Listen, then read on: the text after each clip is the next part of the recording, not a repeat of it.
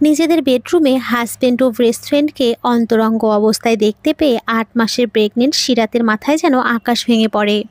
আজ তাদের চতুর্থ বিবাহবার্ষিকী উপলক্ষে হাজবেন্ডকে সারপ্রাইজ দিতে এসে নিজেই যে এত বড় সারপ্রাইজ পেয়ে যাবে সে কল্পনাও করেনি। তার হাতের কাঁপাকাঁপির জন্য ধরে রাখা কেকটাও নিচে পড়ে গিয়ে নষ্ট হয়ে যায়। সে নিজেও পড়ে যেতে নিলে পাশে দাঁড়িয়ে থাকা নাহিয়ান তাকে ধরে ফেলে। সাইমন নিজেও মনকে আগলে নিয়ে নিজের সাথে তারপর হুঙ্কার দিয়ে ডেকে ওঠে, তাসফিন। সাইমনের এমন হুঙ্কার শুনে তাসফিন ও লিজা, সিরাতের বান্ধবী, দুজনেরই ধ্যান ভঙ্গ হয়। তারা দুজনে এতক্ষণ নিজেদের মাঝে এতটাই মগ্ন ছিল যে সিরাতদের আগমনের আভাসটুকুও পায়নি।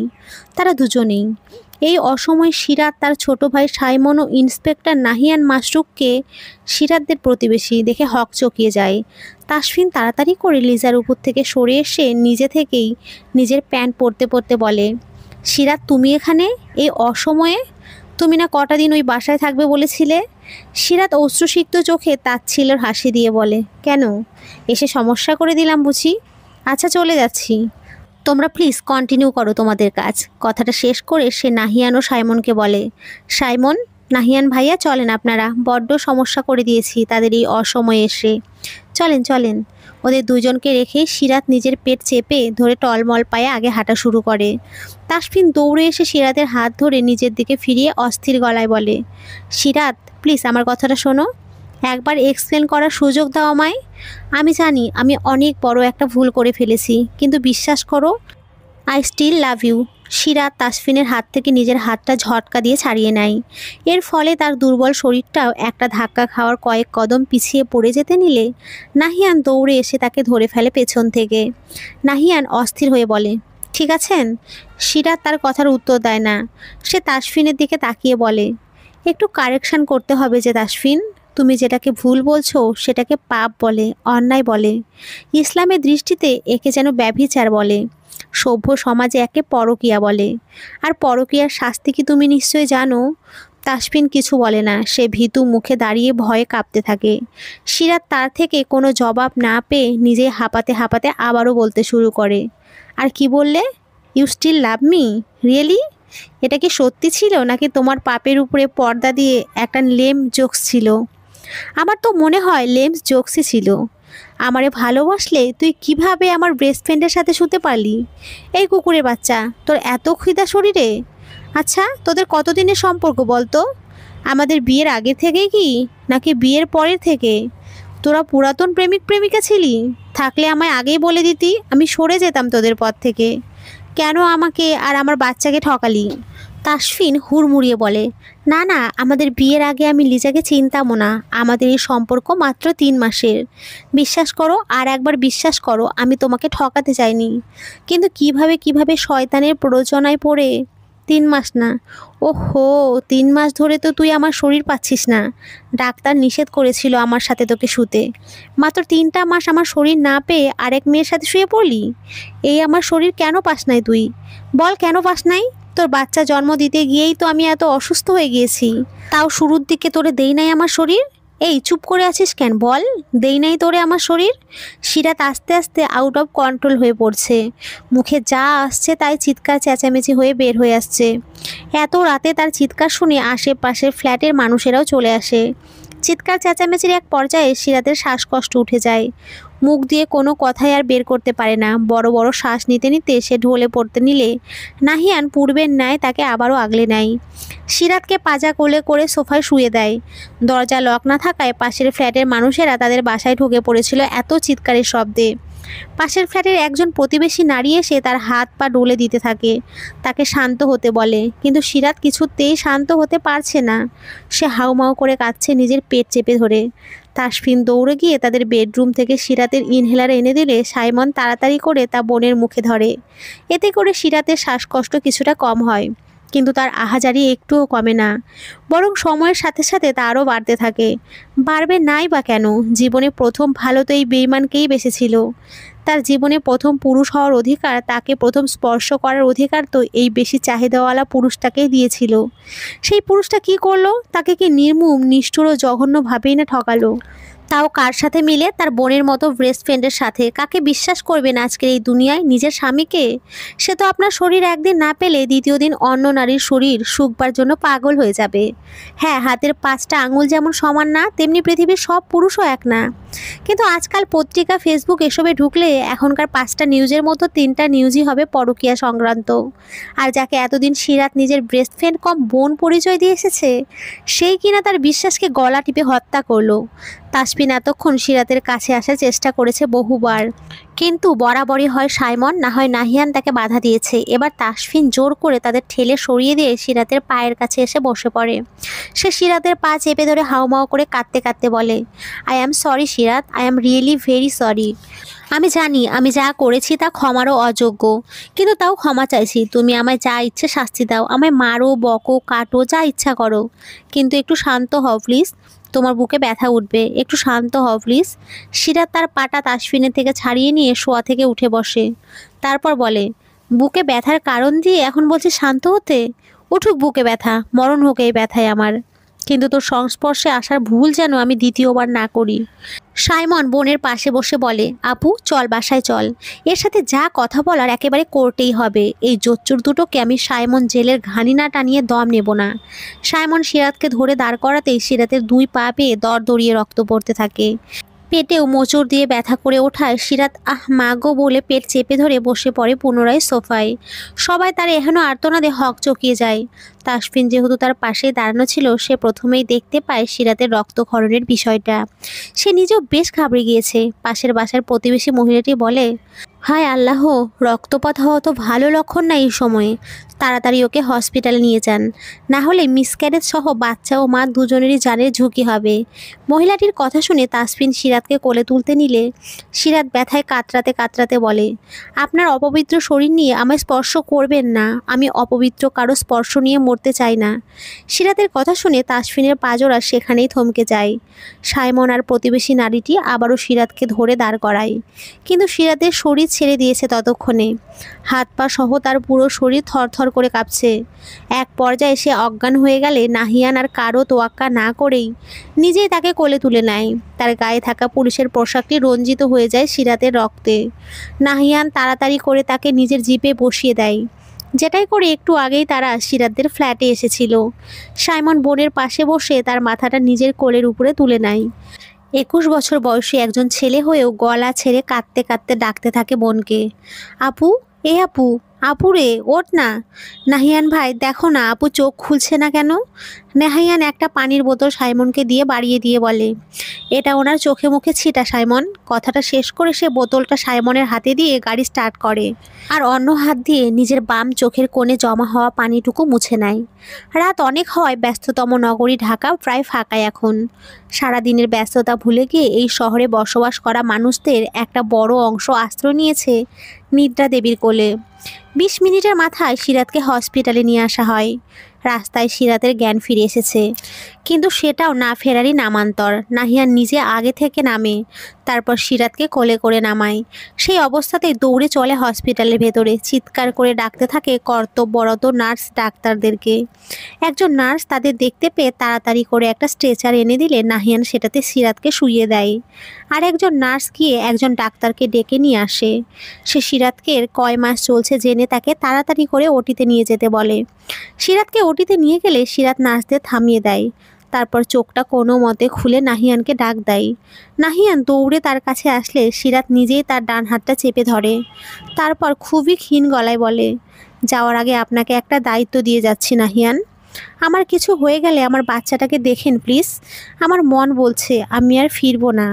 আমার এই একটা কথা রাখেন প্লিজ, হ্যাঁ? আর শুনুন, একটা লাল টুকটুকে পরী দেখে বিয়ে করে নিজের জীবনটাকে সুন্দর করে সাজিয়েন, যেমনটা সাজিয়েছিলেন ডায়েরির ভাঁজে। ডায়েরির কথা শুনে নাহিয়ানের চোখ জোড়া বড় বড় হয়ে যায়। তাকে এমন করতে দেখে সিরাত এত কষ্টের মাঝে ভেসে দেয়। তারপর বলে, দুঃখিত, আপনার পারমিশন না নিয়েই আপনার ব্যক্তিগত ডায়েরি পড়ে নিয়েছি। আজ বিকালে যখন আন্টি আমায় আপনাদের বাসায় গিয়েছিল, তখন ফুলি, নাহিয়ানদের বাসার কাজের মেয়ে, আপনার রুম থেকে কিছু অপ্রয়োজনীয় কাগজপত্র এনে ড্রয়িং রুমে রাখছিল। সেখানেই আপনার ডায়েরিখানা আমি পাই। কৌতূহলবশত ডায়েরিটা নিজের সাথে নিয়ে এসে পড়ি। ভাগ্যিস পড়েছিলাম, না হলে এত সুন্দর আর পবিত্র অনুভূতির কথা না জেনেই চলে যেতাম হয়তো। চলে যেতাম কথাটা শুনে নাহিয়ান আর নিজেকে আটকে রাখতে পারে না। সে হাঁটু গেড়ে সিরাতের সামনে বসে পড়ে। তারপর সিরাতের ধরে রাখা হাতটা নিজের 2 হাত দিয়ে শক্ত করে ধরে কাঁদতে কাঁদতে বলে, কই যাবে তুমি? কোথাও যাবে না। একবার হারিয়েছি তোমায়, তখন অন্তত তোমায় বছরে একটা বার দেখে চোখে শান্তি পেতাম। আমার মন এটা জেনেই স্বস্তি পেত তুমি যেখানেই আছো, যার সাথে আছো, খুব ভালো আছো, সুখে আছো। কিন্তু আবার হারাতে পারবো না। তুমি কোথাও যাবে না। বেবি হয়ে যাওয়ার পর আমি তোমাকে তাসফিনের সাথে ডিভোর্সের ব্যবস্থা করাবো। তারপর আমরা বিয়ে করে আমার ডায়েরিতে সাজানো সংসারের মতো করে স্বপ্নের সংসার করব। প্লিজ রাত পাখি, আর হারিয়ে যেও না। আমি এবারে বেঁচে থেকেও মরে যাব। মরবেন না, আপনাকে বাঁচিয়ে রাখার জন্য আমার অংশকে আপনার কাছে দিয়ে যাচ্ছি তো। কি দেখে রাখবেন তো আমার অংশকে? নাকি তাসফিনের সন্তান ভেবে তাকে অবহেলার পাত্র করে দেবেন? না না, তোমার অংশ আমার কাছে আমার সন্তান হয়েই বড় হবে। কিন্তু ওকে বড় করার জন্য, ওকে সুন্দর একটা জীবন দেওয়ার জন্য আমার তোমাকেও প্রয়োজন। প্লিজ ফিরে এসো আমার কাছে। আমার অনেক দিনের ইচ্ছে তোমার, আমার আর আমাদের পুচকিকে নিয়ে সুন্দর একটা সংসার তৈরি করার। সিরাত হালকা একটা মুচকি হাসি দিয়ে বলে, সকলের সব ইচ্ছে কি পূরণ হয় দারোগা মশাই? নিয়তির পরিহাসে আমাদের সকলকেই কোনো না কোনো অপূর্ণ ইচ্ছে নিয়েই মৃত্যুকে আলিঙ্গন করে নিতে হয়। সিরাত আর কিচ্ছু বলতে পারে না। তার আবারও শ্বাসকষ্ট শুরু হয়ে যায়। ডাক্তার তাকে নার্সদের নির্দেশ দেয় সিরাতকে তাড়াতাড়ি করে ওটিতে নিয়ে যেতে, আর সিরাতকে অপারেশনের জন্য তৈরি করতে।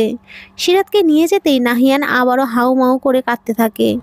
সাইমন তার পাশে বসে তার কাঁধে হাত রাখতেই নাহিয়ান সাইমনের দিকে ঘুরেই তাকে জড়িয়ে ধরে কাঁদতে থাকে। বেশ কিছুক্ষণ কাঁদার পর তার নজরে আসে হসপিটালের করিডোরের এক কর্নারে দাঁড়িয়ে তাসফিনও কাঁদছে। সিরাতরা হসপিটালে আসার মিনিট 5 পরেই তাসফিনও সেখানে এসে উপস্থিত হয়েছে। সে সিরাতের বলা সব কথা শুনেছে। নাহিয়ান রাগে অন্ধ হয়ে গিয়ে সাইমনকে ছেড়ে তাসফিনের কাছে যায়। তারপর তাকে এলো পাতারি মারতে থাকে। তাসফিন নিজেকে বাঁচাতে নিজেও নাহিয়ানকে কয়েকটা দেয়। কিন্তু পুলিশের কঠোর প্রশিক্ষণপ্রাপ্ত নাহিয়ানের শরীরে এগুলো নিতান্তই সুড়সুড়ির ন্যায় লাগে। তাদের দুজনে চিল্লা পাল্লার শব্দে কয়েকজন নার্স, ওয়ার্ড বয় আর সাইমন এসে তাদেরকে একে অপরের থেকে আলাদা করে। নাহিয়ান কিছুতেই নিজের রাগ কন্ট্রোল করতে পারছেন না দেখে সাইমন তাকে জোর করে ধরে করিডোরে রাখা সারি সারি চেয়ারগুলোর থেকে একটা চেয়ারে বসিয়ে দেয়। নাহিয়ান শূন্য দৃষ্টি নিয়ে ওটি রুমের দিকে তাকিয়ে থাকে আর নার্সদের ছোটাছুটি দেখতে থাকে। কতক্ষণ পর পর এক এক করে নার্স বের হচ্ছে আর ট্রে ভর্তি করে রক্তাক্ত তুলো এনে ফেলছে। কিছুক্ষণ পরে একজন ডাক্তার দুজনের নার্সের সাথে চিন্তিত ভঙ্গিতে কথা বলতে বলতে ওটির রুম থেকে বের হয়। তারা বের হতেই নাহিয়ান ও সাইমন দৌড়ে তাদের কাছে গিয়ে দাঁড়ায়। তাসফিনও তাদের পেছনে পেছনে আসে ডাক্তারের কাছে। শুনতে ডাক্তার কি বলে? ডাক্তার বলে, দেখুন, আপনাদের মিথ্যে সান্ত্বনা দিতে চাই না। পেশেন্টের আগেই হয়তো হার্টের সমস্যা ছিল। কোনো একটা শক পেয়ে সে হার্ট অ্যাটাক করেছে। নাহিয়ান হতভম্ব হয়ে বলে, হার্ট অ্যাটাক? হ্যাঁ, তাকে এখানে আনার পথেই সে হার্ট অ্যাটাক করেছে। সেই সাথে তার প্রেগন্যান্সিতেও ভীষণ কমপ্লিকেশন দেখা দিয়েছে। অবস্থা ভীষণই ক্রিটিক্যাল, এতটাই ক্রিটিক্যাল যে হয় বাচ্চা না হয় মা, যে কোনো একজনকেই আপনাদের চুজ করতে হবে। মায়ের যা অবস্থা দেখছি তাকে বাঁচানো এতটা সহজ হবে না হয়তো। তাও আমরা আমাদের বেস্টটা দিয়ে চেষ্টা করব। এই বন্ড পেপারে একটা কাগজ এগিয়ে দিয়ে বলেন, সাইন করে দিন। আর হ্যাঁ, ওনাকে রক্ত দিতে হবে, তাই যত তাড়াতাড়ি সম্ভব ডোনারের ব্যবস্থা করুন। আমাদের হসপিটালে 1 ব্যাগ রক্ত আছে ওনার গ্রুপের, সেটাই দিচ্ছি আপাতত। কিন্তু ওই 1 ব্যাগ দিয়ে ওনার কিছুই হবে না। ডাক্তার কথাগুলো বলে নাহিয়ানের হাতে একটা কাগজ ধরিয়ে দিয়ে চলে যায়। নাহিয়ান মৃত দৃষ্টি নিয়ে একবার কাগজটার দিকে আর একবার ওটি রুমের দিকে তাকায়। সাইমন নাহিয়ানের হাত ধরে ঝাঁকে দিতে তার ধ্যান ফেরে। সে কাগজটা নিয়ে তাসফিনের কাছে এগিয়ে যায়। তারপর খুরের ন্যায় ধারালো ও গম্ভীর গলায় বলে, আমার রাত পাখির যদি কিছু হয়, কসম আল্লাহর, তোকে এই দুনিয়াতে জাহান্নামের স্বাদ পাইয়ে দেব। এখন চুপচাপ এই কাগজে সাইন কর। একটা কথাও না, just sign this papers bastard. Tasfin যেহেতু এখনও সিরাতের হাজব্যান্ড, তাই এই বন্ড পেপারে তাকে সাইন করা লাগতো। সে সাইন করে দিতেই একজন নার্স এসে কাগজটা নিয়ে যায় আর সাইমনকে বলে বাকি সব ফর্মালিটি পূরণ করে দিতে। সাইমন তাড়াতাড়ি গিয়ে হসপিটালের সব ফর্মালিটি পূরণ করে দেয় এবং বাসার সকলকে ফোন দিয়ে হসপিটালে আসতে বলে। ফজরের আজানের সুমিষ্টি আওয়াজের মাধ্যমে যখন দুনিয়ার আগমন করে একটি নতুন জানের, ঠিক তখনই বিদায় নেয় আরেকটি জান। বহু কষ্টে ডাক্তাররা সিরাতের মেয়েকে বাঁচাতে পারলেও সিরাতকে বাঁচাতে পারেনি। হসপিটালে নিয়ে আসার পথে একবার এবং হসপিটালে নিয়ে আসার পর একবার কার্ডিয়া অ্যাটাক হয় তার। ডাক্তার নীলুফা সুলতানা সদ্য জন্মানো বাচ্চাটিকে নাহিয়ানের কোলে তুলে দিয়ে কথাগুলো বলে। একমাত্র মেয়ের মৃত্যুর সংবাদ পেয়ে সিরাতের মা জয়নব বেগম অজ্ঞান হয়ে মাটিতে লুটিয়ে পড়েন। সিরাতের বাবা সিরাজুল ইসলাম সাহেবও ধপ করে মাটিতে বসে পড়েন। সায়েমনও বাবার পাশে বসে পড়ে। তাসফির নিচে বসে হাউমাউ করে কাঁদতে থাকে আর মাটিতে নিজের মাথা নিজেই বাড়ি দিতে থাকে। আর নাহিয়ান, সে যেন এক অন্য জগতে চলে গেছে। না কাঁদছে না কিছু বলছে, এমনকি একটা চোখের পলক পর্যন্ত ফেলছে না। সে এক ধ্যানে তাকিয়ে আছে সিরাতের মেয়ের দিকে, তার না হওয়া প্রেয়সীর সদ্য ভূমিষ্ঠ হওয়া ছোট্ট হুরের দিকে। একুশে পা দেওয়া সদ্য পরিস্ফুটিত ফুলের ন্যায় এক রমণী কালো রঙের একটা মোটা ডায়েরি পড়তে পড়তে নিজের মূল্যবান অশ্রু বিসর্জন দিচ্ছে। ডায়েরিটা পড়া শেষ করে সে যখন ওইটা বন্ধ করে, তখন ওপরের মলাটে স্বর্ণালী অক্ষরে লেখা নিয়তির পরিহাস লেখাটির দেখা মেলে। সুনয়না, এই নয়ন, কই গেলি রে মা? বরযাত্রীরা এসে পড়েছে, তোর বাবা তোকে নিচে নিয়ে যেতে বলেছে। মাঝ বয়সী এক নারী তার মাথার আধপাকা চুলগুলোর উপর শাড়ির আঁচলখানা আরেকটু মেলে দিতে দিতে রুমের দরজায় নক করতে থাকে। সুনয়না তাড়াতাড়ি করে চোখ মুছে নিয়ে ডায়েরিটা আগের জায়গায় রেখে দেয়। সুনয়না বাবাকে দেখতে না পেয়ে বাবাকে খুঁজতে এসেছিল। বাবার রুমে আর এসেই তার নজর টেবিলের উপরে রাখা অনেক বইয়ের ভিতরেই কালো ডায়েরিতে আটকে যায়। আর সে জেনে যায় 21 বছরের অজানা কিছু সত্য। হ্যাঁ, সুনয়না সিরাতের মেয়ে, আজ তার বিয়ে। এতদিন নাহিয়ানি তাকে পিতার পরিচয়ে বড় করে তুলেছে। বাবা, দাদা, দাদি, নানা, নানি, মামা, মামি আর মামাতো ভাই বোন, এদের নিয়েই তার জীবন। কিছুদিন আগে সুনয়নার জন্য এক যোগ্য ছেলে পাওয়ায় আজ সেই ছেলের সাথে তার বিয়ে হতে চলেছে। সুনয়না এতদিন জানতই না যে সে নাহিয়ান মাশরুমের কেউ হয় না। নাহিয়ান তাকে এত ভালোবাসা দিয়ে বড় করেছে যে কখনো মায়ের অভাব বুঝতেই দেয়নি। ও আর একটা কথা, নাহিয়ান আজও বিয়ে করেনি, কিন্তু সকলে তাকে হাজারো বলে কয়েও বিয়ে করাতে পারেনি। সিরাতের শেষ ইচ্ছের দোহাই দিয়েও তাকে বিয়ে করানো যায়নি। সে উল্টো সবাইকে বুঝ দিয়ে বলেছে, আমি যতই বলি সিরাত আমার মনে থাকবে, কিন্তু সত্যি এটাই যে বিয়ের মতো একটা পবিত্র বন্ধনে আবদ্ধ হওয়ার পর আমি সেই নারীর প্রতি আসক্ত হতে বাধ্য। আমি এই দুনিয়ায় আমার রাত পাখিকে পাইনি, কিন্তু ওই দুনিয়ায় আমি তার দাবি ছাড়ব না। দুনিয়ায় যে আমার স্ত্রী হবে সে যদি ওই দুনিয়ায় মার দাবি করে, তখন তো আমার রাত পাখি আবারও একা হয়ে যাবে। আমি তাকে আবারও একা নিঃসঙ্গ অবস্থায় দেখতে পারবো না। তাই আমি এই দুনিয়ায় কোনো নারীকে আমার সঙ্গিনী হওয়ার অধিকার দেব না। আমার প্রথম এবং শেষ সঙ্গিনী হবে আমার রাত পাখি। তার এই কথার পরিপ্রেক্ষিতে আর কেউ কোনো কথা বলতে পারে না, কারণ সকলেই জানে নাহিয়ান কেমন জেদি। সিরাতের মেয়েকে বুকে আগলে নিয়ে আজ 21টি বছর সে পার করে দিল। যাকে অবলম্বন করে বেঁচেছিল সেও আজ সমাজের নিয়মে চলে যাবে অন্যের বাড়িতে। নাহিয়ান হয়ে যাবে নিঃসঙ্গ একা। একদম কবরে ঘুমিয়ে থাকা সিরাতের মতোই সুনয়না টিস্যু দিয়ে চেপে চেপে চোখের পানি মুছে নেয়। তারপর তার মামি অর্থাৎ মোহনার সাথে চলে আসে নিচে। সে সিঁড়িতে এসে দেখা মেলে নাহিয়ানের সাথে। সে নাহিয়ানের দিকে তাকিয়ে তাকে ডেকে ওঠে, বাবা। নাহিয়ান মেয়ের ডাক শুনে গেস্টদের সাথে কথা বলা বাদ দিয়ে তার দিকে এগিয়ে আসলো। নাহিয়ান এগিয়ে আসতে সুনয়না হুমড়ি খেয়ে বাবার বুকে পড়ে কাঁদতে থাকে। নাহিয়ান মেয়ের কান্না দেখে বিচলিত হয়ে জিজ্ঞেস করে, কি হয়েছে রে মা, কাঁদছিস কেন?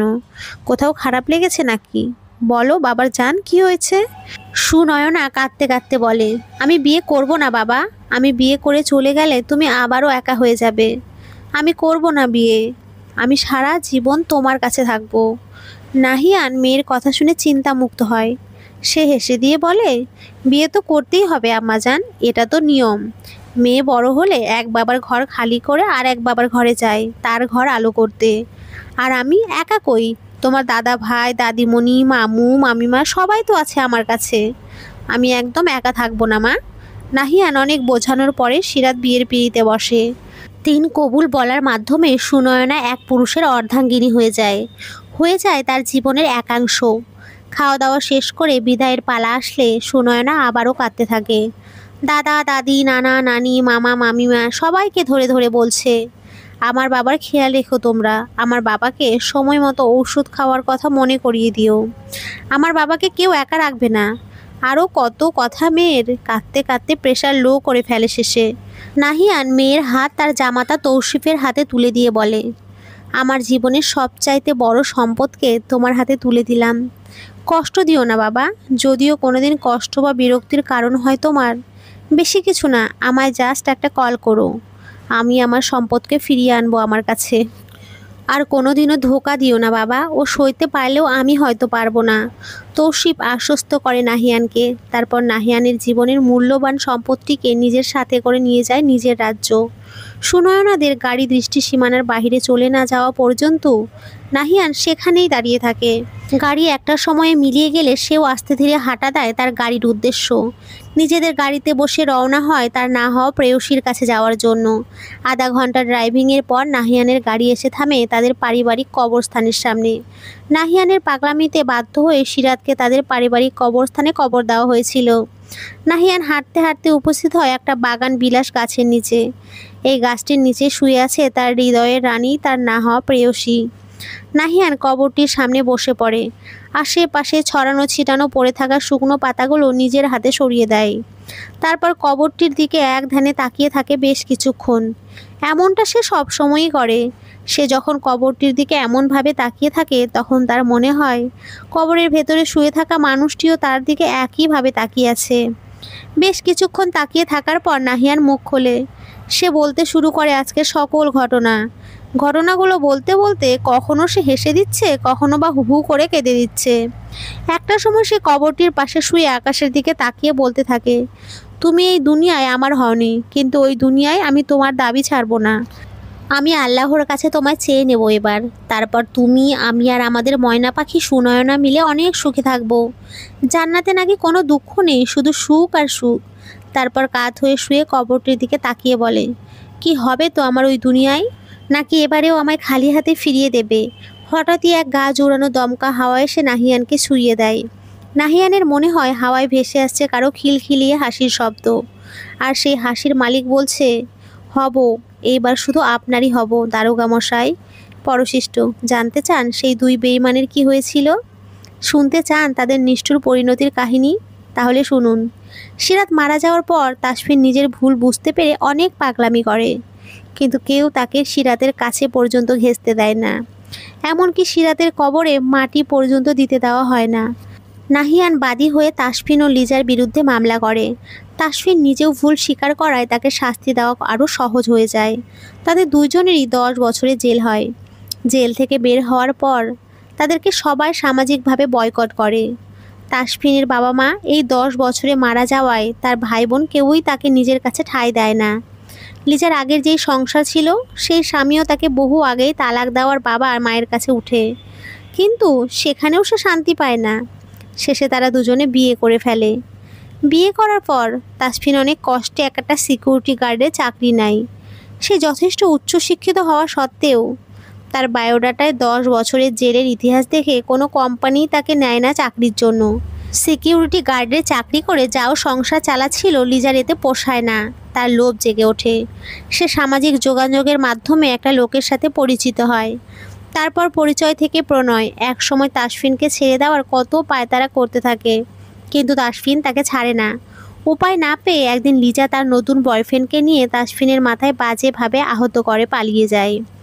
তাসফিনের মাথার আঘাত এতটাই গভীর ছিল যে তাসফিন মানসিক ভারসাম্য হারিয়ে ফেলে আর রাস্তায় পাগল হয়ে ঘুরতে থাকলো। অন্যদিকে লিজার নতুন বয়ফ্রেন্ড ছিল পতিতালয়ে মেয়ে পাচারকারীর একজন সদস্য। সে তাকে পতিতালয়ে নিয়ে গিয়ে বেঁচে দেয়। লিজা তারপর থেকে সেও মানবতর জীবনযাপন করতে থাকে। সে প্রতিদিন মরণ যন্ত্রণা ভোগ করে, নিজের শরীর বেচে 2 বেলা 2 মুঠো খাবারের জোগাড় করে। সে যেই পতিতালয়ে থাকে সেখানকার সর্দানি অনেক খারাপ। শরীর খারাপ থাকলেও তাকে মুক্তি দেয় না, বরং অন্য সব পতিতার চেয়ে লিজার উপরে একটু বেশি নির্যাতন করে। সাময়িক সুখে সন্ধানে এতগুলো মানুষের জীবনে সুখ হারিয়ে গিয়েছে। একজন কবরে গিয়ে তার শান্তি খুঁজে নিয়েছে, আর একজন নিঃসঙ্গতাকে, একজন মানসিক ভারসাম্য হারিয়ে ছন্নছাড়া হয়ে রাস্তায় বসবাস করছে, তো আরেকজন নিজের শরীর অনিচ্ছায় শরীর বেচছে প্রতিদিন, অথচ তারা সকলেই সুখী হতে পারত। তো বন্ধুরা, আজকের গল্পটি কেমন লাগলো? তোমরা সকলে খুব ভালো থেকো, সুস্থ থেকো আর সুখে শান্তিতে থেকো। সকলকে অসংখ্য ধন্যবাদ। নমস্কার বন্ধু।